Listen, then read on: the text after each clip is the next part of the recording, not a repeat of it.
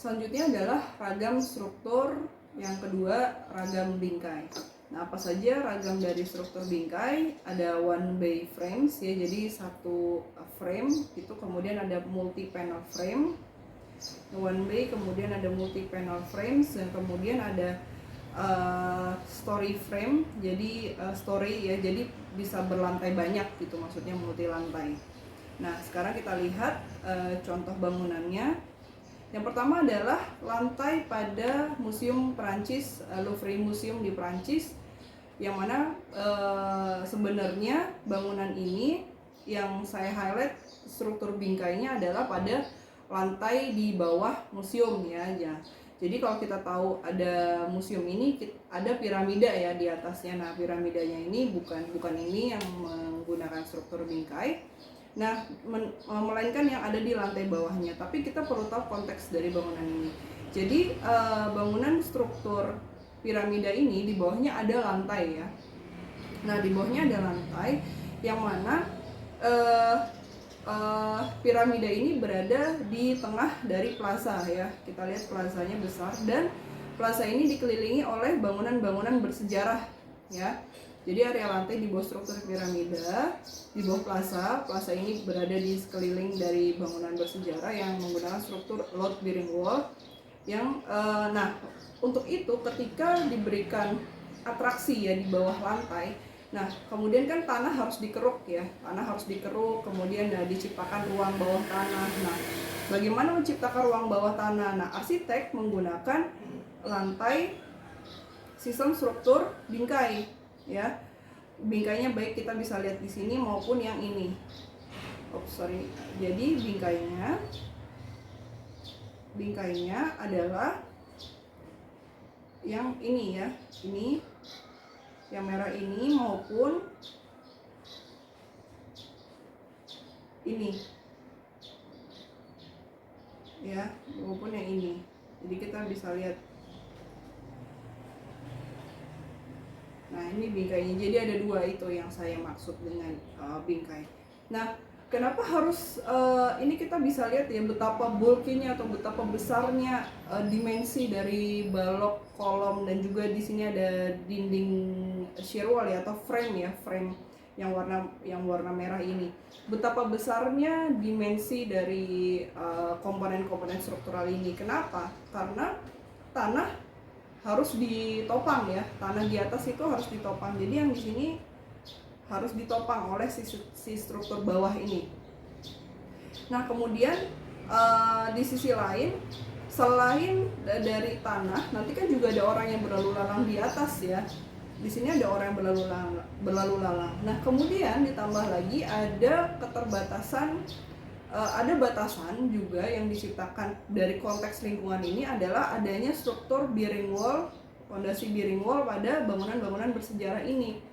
Jadi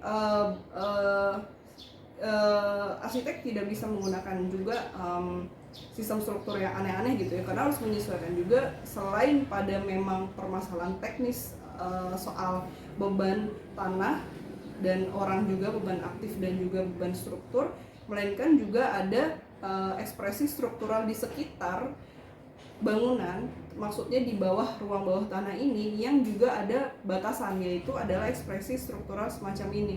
Sehingga arsitek memutuskan untuk menggunakan tampilan struktur juga yang menyesuaikan dengan tampilan bulky yang semacam ini juga gitu. Makanya digunakanlah sistem struktur seperti ini. Jadi ini cukup kontekstual ya. Yang kita lihat di bawah struktur lantainya memang bulky, tetapi memang menyesuaikan dengan tampilan kontekstual yang ada di sekitar lantai bawah tanah itu. Seperti itu. Nah, kemudian selanjutnya contoh dari struktur bingkai adalah masih di Perancis juga, yaitu Arche de la Défense atau Grande de la Défense ya. Nah, biasanya sekitar itu disebutnya. Nah, itu dibangun di tahun 1985 sampai 1989 oleh Johann Otto dan kawan-kawan begitu ya. Nah, ini adalah tampilan bangunannya. Nah, ini saya kutip dari Bjorn et al. Pada bukunya The Structural Basis of Architecture, di mana the large verandal beams. Jadi sebenarnya yang saya highlight adalah soal besarnya dari balok-balok Vierendeel ini yang memungkinkan adanya fungsi-fungsi utilitas dan dapat mengakomodasi people atau orang untuk berlalu lalang di bawah struktur ini gitu. Nah, walaupun kita juga bisa lihat ya, ini tebal sekali ya, tebal sekali ini.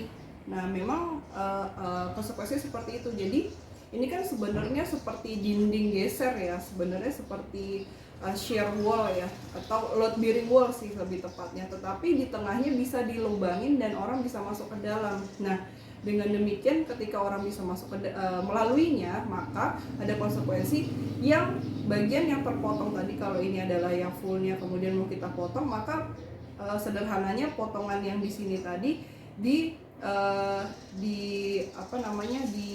subsidi gitu ya ke ketebalan yang diciptakan di sini gitu, karena volumenya istilahnya harus sama, apa yang dibuang di sini dipindahkan juga dalam bentuk ketebalan pada struktur gitu.